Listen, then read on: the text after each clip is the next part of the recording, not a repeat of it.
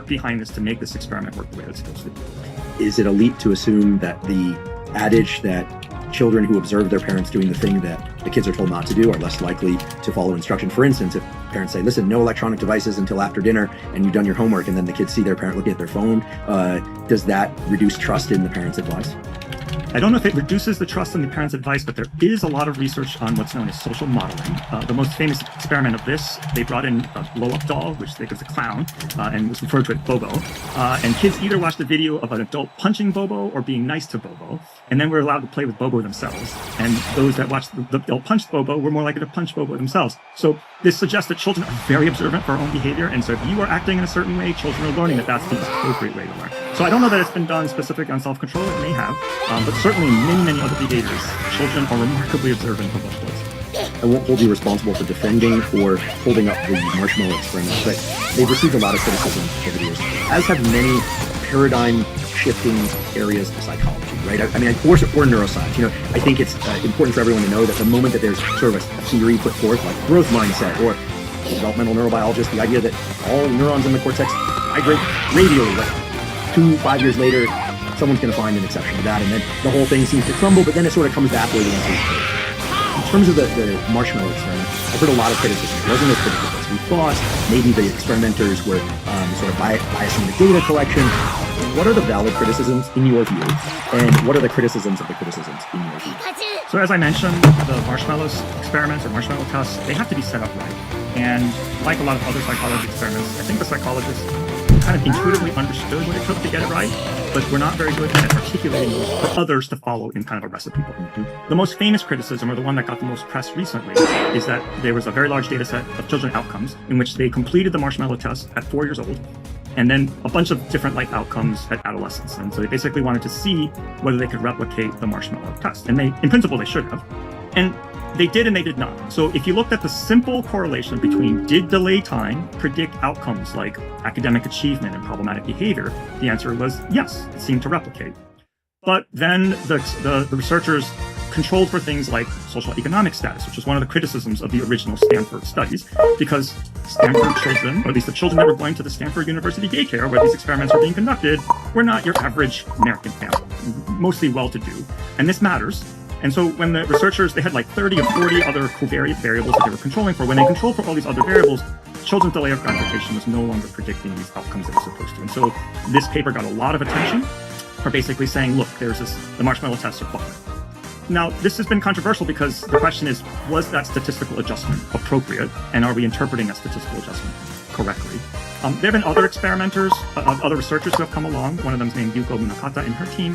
They took the same data set and they reanalyzed it with a different set of assumptions, a lot more conservative. So rather than throwing in 30 covariates, they put in theory-driven covariates, ones that made sense from what we know already about.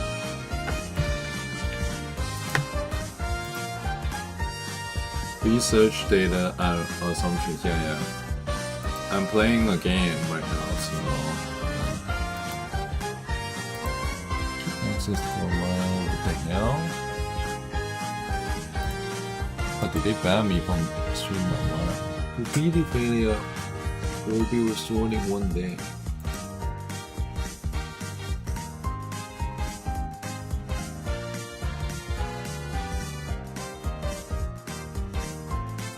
What the hell?